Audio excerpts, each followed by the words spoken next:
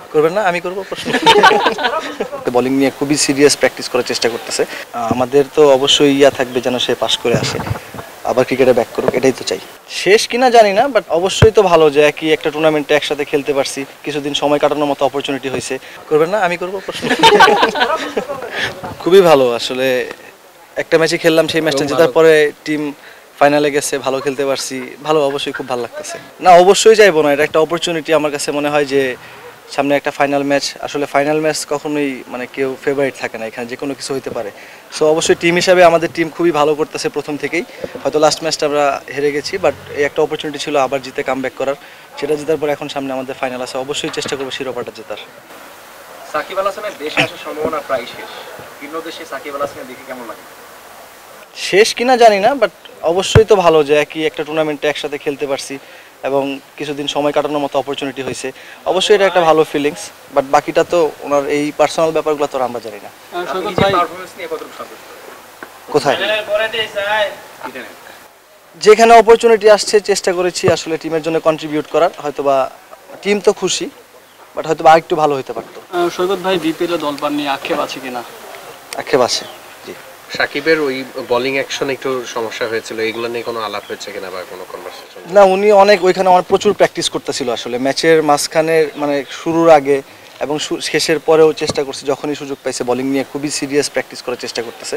এবং হয়তোবা পরীক্ষা দিবে, পরীক্ষাতে হয়তোবা যদি সব ঠিকঠাক থাকে, আমাদের তো অবশ্যই থাকবে যেন সে পাস করে আসে, আবার ক্রিকেটে ব্যাক করুক, এটাই তো চাই। না, আমার সামনে যে সুযোগটা আছে আমি চেষ্টা করবো আমার ভালো খেলে টিমকে জেতানোর। এরপরে কি আছে সেটা মানে ওই ফিউচার নিয়ে চিন্তা করতে চাচ্ছি না আসলে। যদি অপরচুনিটি আসে চেষ্টা করব, আর যদি না হয় আমার এখানে যেই কাজটা আছে সেটা আমি ভালোভাবে করার চেষ্টা করব। তারপরে যা হবে আল্লাহ তাআলা যা রাখছেন কপালে তাই হবে ইনশাল্লাহ। যদি বিপিএল এ অপরচুনিটি না আসে এবং বোর্ড যদি অ্যালাউ করে অবশ্যই যাব, কারণ মানে যেখানেই সুযোগ পাবো খেলার চেষ্টা করব, কারণ যত বেশি খেলতে পারবো এক্সপিরিয়েন্স আরও বাড়তে থাকবে। বিশেষ করে ফ্র্যাঞ্চাইজি ক্রিকেটগুলো খেললে এটা আমাদের দেশের ক্রিকেটের জন্য অনেক লাভ আমি মনে করি। যে এক্সপিরিয়েন্সটা আমি এখান থেকে নিয়ে আসছি, আমার কাছে মনে হয় যে আমাদের দেশের প্লেয়াররা যদি বেশি বেশি এখানে খেলতে পারে, বিশেষ করে আমাদের টি-20 ক্রিকেটে, সেটা অনেক বেশি হেল্প করবে। না, এটা আসলে দুই রকম ব্যাখ্যা হতে পারে যে আসলে এখন যেটা হচ্ছে সেটা সামনে যারা বিপিএল খেলবে তাদের জন্য খুবই ভালো একটা মানে অপরচুনিটি এবং খুবই ভালো একটা প্র্যাকটিসের সুযোগ আমি মনে করি। তারা রেডি হয়ে যাইতে পারবে এখান থেকে, কারণ বিপিএলটা আমাদের দেশে অনেক ফোকাস একটা টুর্নামেন্ট। সো ওইখান থেকে হয়তো বা ন্যাশনাল টিমে পিক করার জন্য আমাদের সিলেকশন প্যানেল অনেক বেশি চোখ ওদিকে থাকে। সো বিপিএলটার আগে এরকম একটা টুর্নামেন্ট খেলে যদি রেডি হয়ে যেতে পারে আমাদের প্লেয়াররা, সেটা তাদের জন্য পারফরমেন্স করার জন্য অনেক বেশি ভালো হবে। মানে এটা হয় কি, ধরেন আমাদের স্ক্যাজুয়ালে কী কী থাকে না থাকে, সেটা মানে ক্যালেন্ডারের মধ্যে কী কী থাকে সেটা হয়তো বা আমরা অনেক সময় ক্লিয়ার থাকতে পারি না। বাট এটা যদি আগে হয় তাহলে ধরেন একটা সুবিধা আছে, শুধু বিপিএল আপনি ফোকাস করতে পারবেন, যে বিপিএল এর যারা ওনার আছে তারা এখান থেকে দেখতে পারবে কারা ভালো করতেছে, তাদের জন্য পিকিং অপশনটা ইজি।